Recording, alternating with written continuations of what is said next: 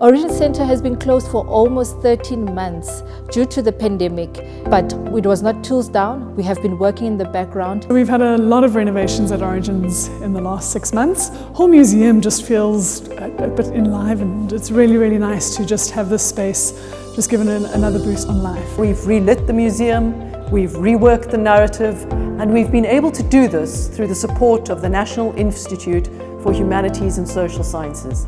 We have changed a lot of content and we have improved the content as well. We have changed the historic information with the most current of information. It's really a renewal of the Origins Centre. The centre was established 15 years ago. We now today are at the cusp of reopening to the public and really showing the new ideas that we have around Origins. We have a new exhibit in the entrance of the museum which is talking about the origins of when we became human and looking at the beautiful progression of stone tools and the origins of technology.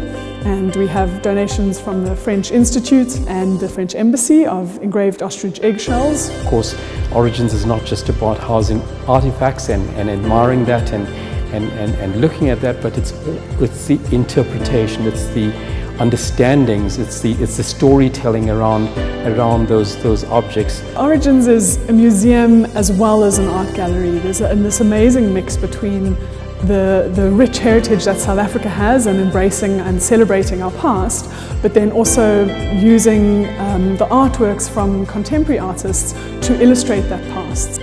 What we want to do is to create a place which hears and appreciates different voices. The voices of poets, the voices of artists, and various people who will help you to see science in a different way. Have begun to think of this much more as a research-led centre, one where the research is of paramount importance and the development of postgraduate students as well. In this way, the Origins Centre gets much more integrated into the workings of the Faculty of Science. People are often taken aback when I tell them that Origins is in the science faculty.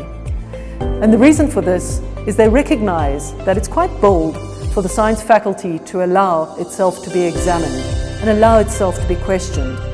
Origins is also grappling with new technologies, and one of those is augmented reality. And I would love for everybody to come down and to play around and see these beautifully engraved animals in the rocks, but also play around with augmented reality and see the animals come to life. And now we are excited to announce that we are officially open from the 9th of April. So please do come to this space and visit us. I'd encourage people to come and visit this amazing space. It's not just a museum, it really is more.